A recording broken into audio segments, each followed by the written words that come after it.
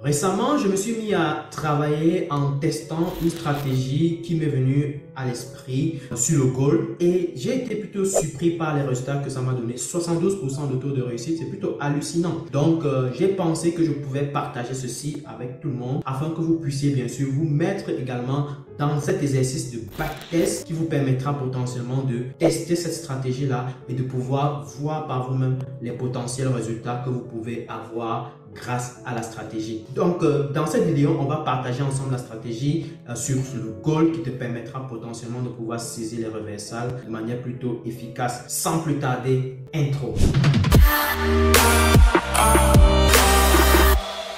Salut, ici c'est le docteur Idriss Tafak de la chaîne Afro-Forex. Sur cette chaîne, nous parlons bien sûr de trading, économie, finance et business. Si tu n'es pas encore abonné, alors je t'invite bien sûr à t'abonner, surtout à liker au maximum et à partager au maximum avec la communauté. Pour le compte de cette vidéo, j'ai tantôt dit, on va partager une stratégie simple et efficace qui te permettra de pouvoir bien sûr trader le goal sur les reversals. Donc, c'est une stratégie que j'ai découvert, que j'ai pu tester légèrement sur une certaine période et qui m'a permis de constater que l'on peut avoir jusqu'à un taux de réussite de 72%. Mais encore une fois, les résultats que j'obtiens aujourd'hui ne sont pas forcément une garantie d'obtenir les mêmes résultats demain parce qu'il s'agit du trading et les marchés sont dynamiques. Voilà pourquoi je te recommande toujours de tester parce que tout ce que je donne ici comme information n'est pas un conseil en investissement, c'est pour des questions d'éducation. Tu dois prendre ton trading en toute responsabilité, tu dois tester les stratégies qui sont partagées en général sur YouTube et tu dois t'assurer qu'elles marchent pour toi. C'est très important. Est-ce qu'elles sont convenables pour ta façon de voir les choses, pour ta façon de faire les choses, en fonction également même des activités que tu as amenées à côté de tout ça. Donc c'est très important de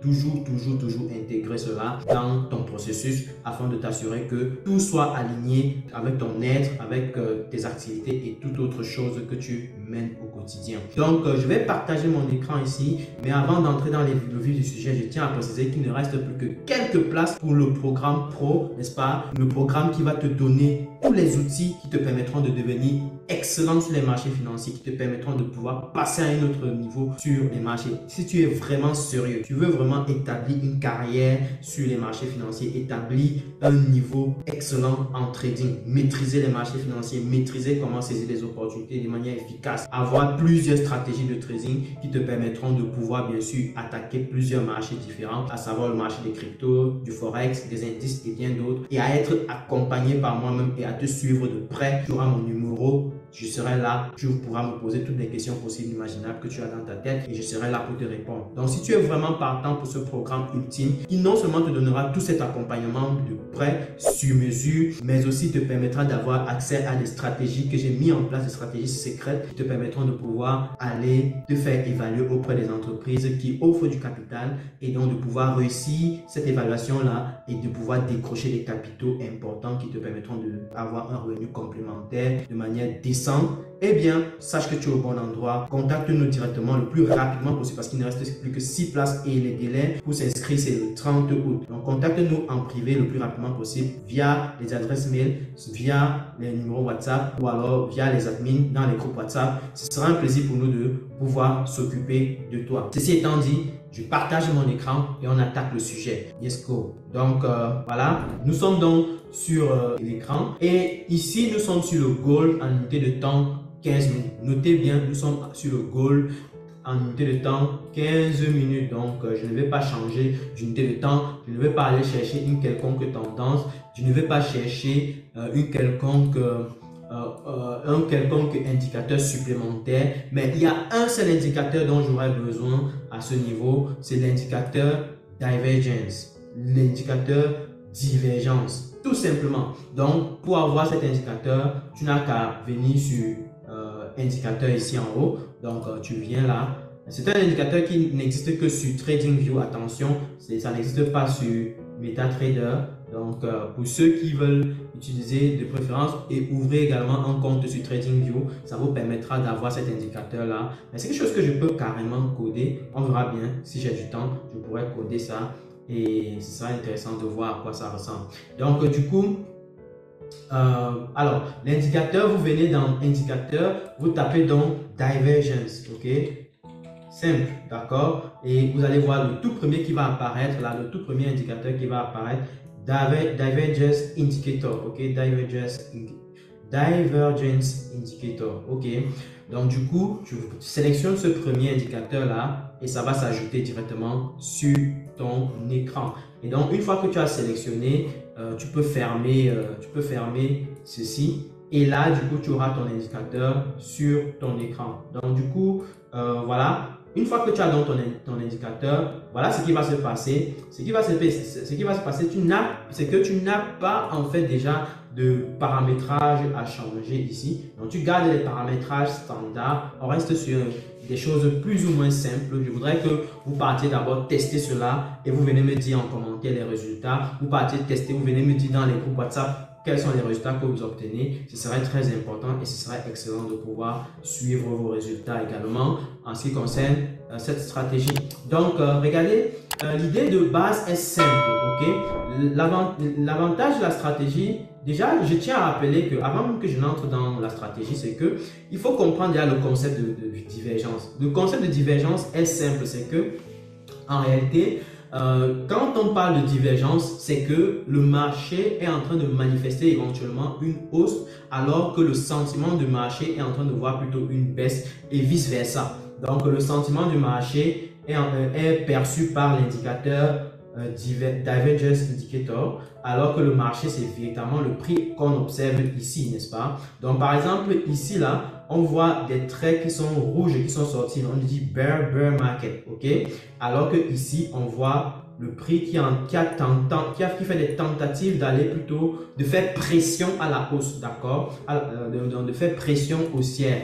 Donc, en réalité, s'il faut bien comprendre les choses, c'est que en réalité, ce que le marché reflète est contraire à ce que l'indicateur d'oscillation ou alors de capteur de cycle de marché reflète. Donc, pendant que le marché reflète une pression haussière, l'indicateur divergence ou alors divergence manifeste plutôt un phénomène inverse. C'est ce qu'il faut clairement noter à ce niveau. Donc, quand tu as cet effet inverse là, qui sera en général signalé par ton indicateur, eh bien, tu vas devoir saisir le trade dans le sens inverse, n'est-ce pas, ou alors dans le sens de l'indicateur qui est donné à ton écran. Donc, dans le sens que l'indicateur divergence te donne.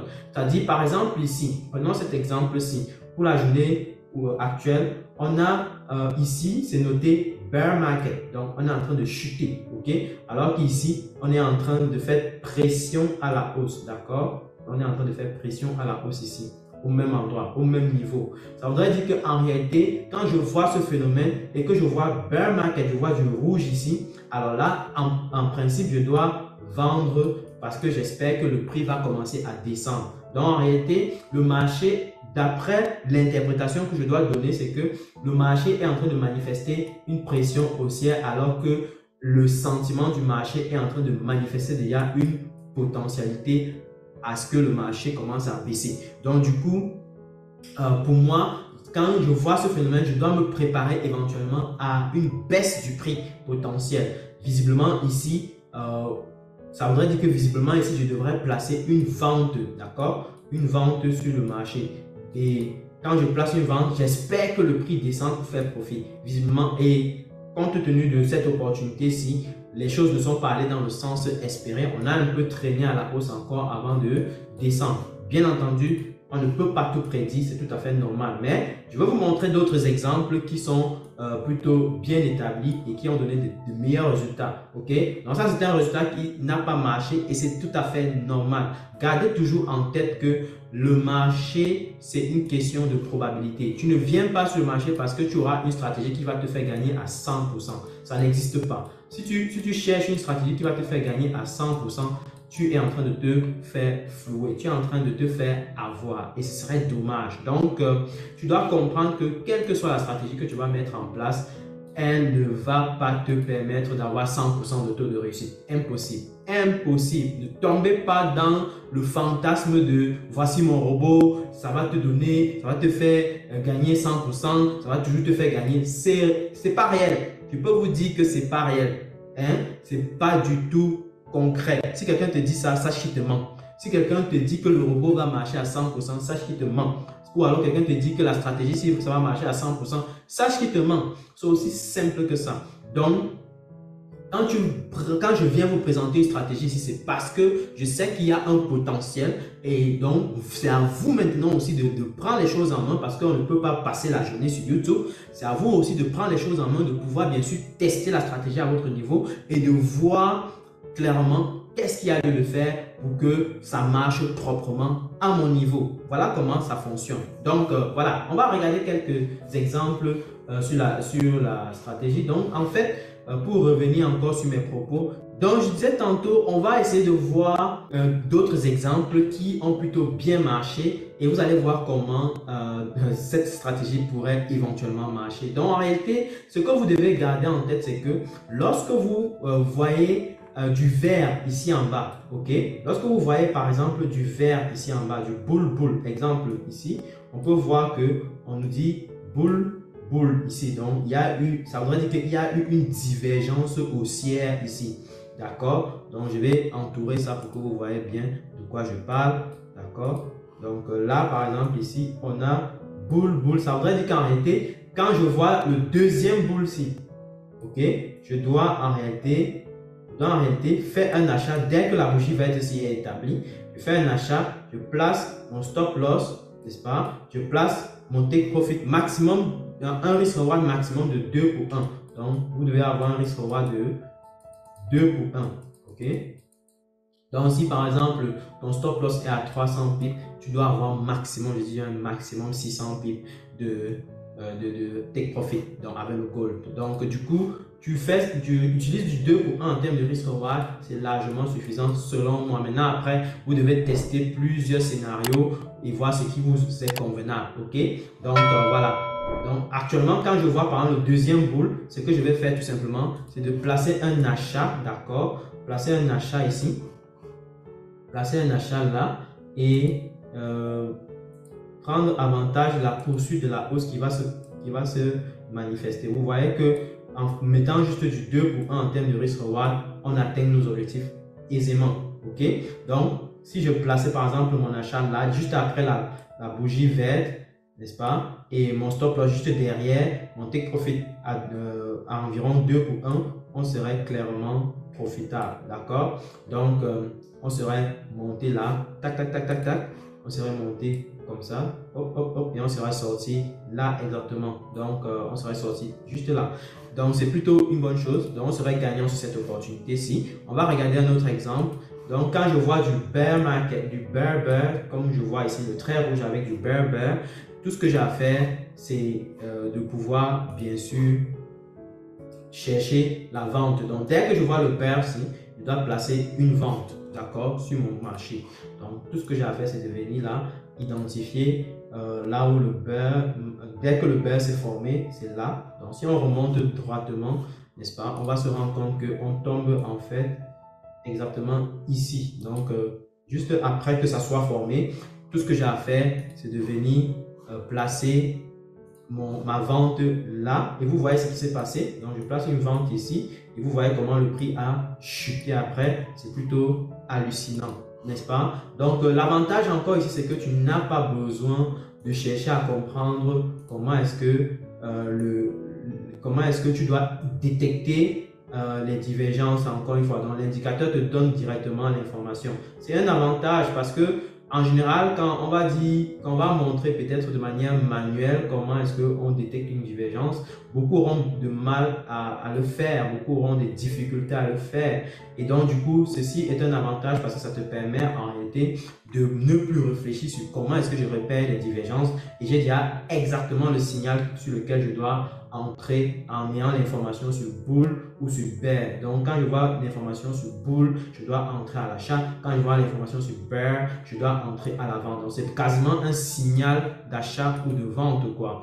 Donc, vous voyez un peu la puissance. Donc, ici, on a une autre opportunité. On peut voir que pour cette journée-ci, c'était assez délicat. On a eu quasiment 3 signaux, n'est-ce pas? On voit le premier signal, il est là, ici, n'est-ce pas? On serait entré à l'achat, on se ferait avoir là, exactement. Donc, on se ferait sortir à cause de cette mèche-ci. Parce que, imaginons un seul instant, on plaçait notre trade à l'achat ici, là. Donc, je vais prendre mon calculateur de risque. Donc, je place ça ici, ok.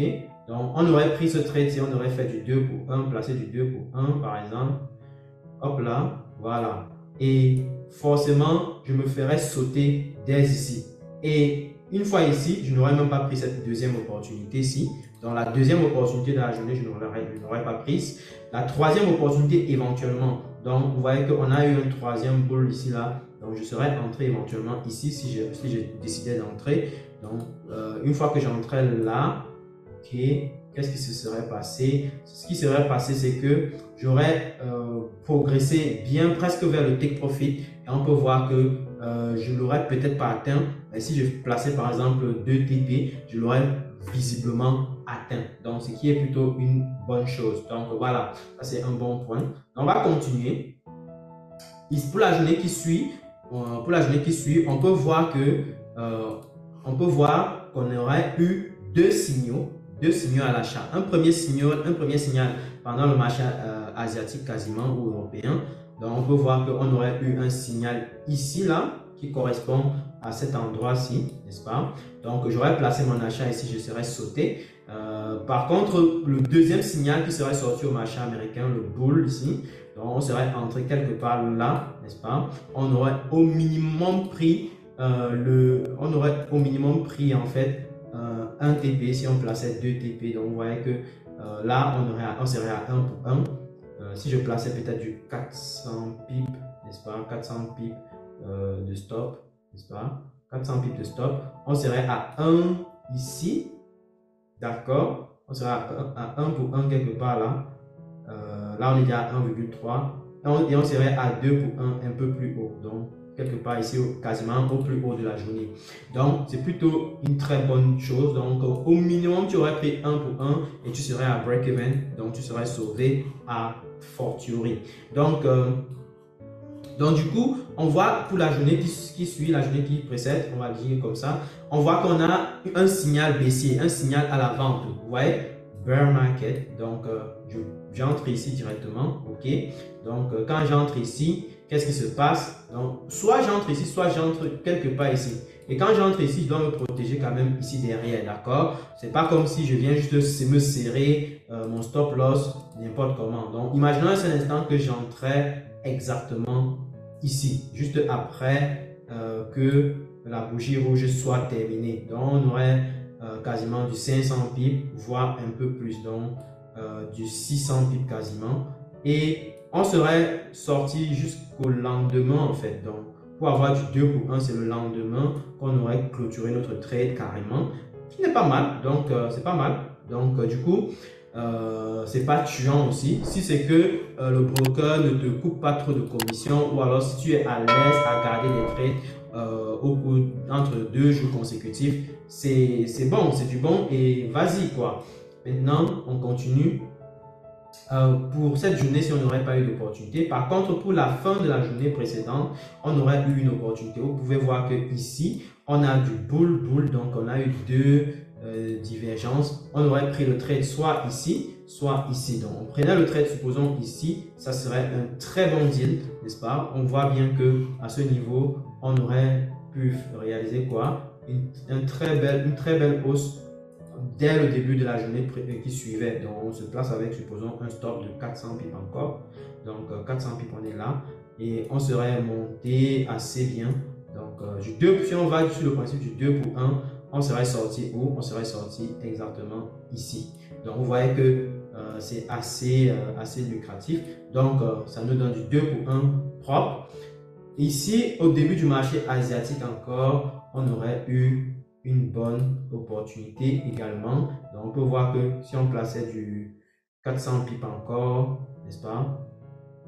Si on plaçait du 400 pips, on aurait pu faire du quasiment 2 pour 1 encore. Donc, on serait à 1,97 ou 2. Voilà, quelque part là, on aurait quasiment atteint notre objectif qui est excellent. Donc, cette journée, si on n'aurait pas eu d'opportunité, comme on peut le voir, la journée qui suit également, on aurait eu plusieurs opportunités, en l'occurrence une opportunité à l'achat, d'accord? Donc on voit 2 opportunités à l'achat qui se sont établies là, donc 3 fois boule.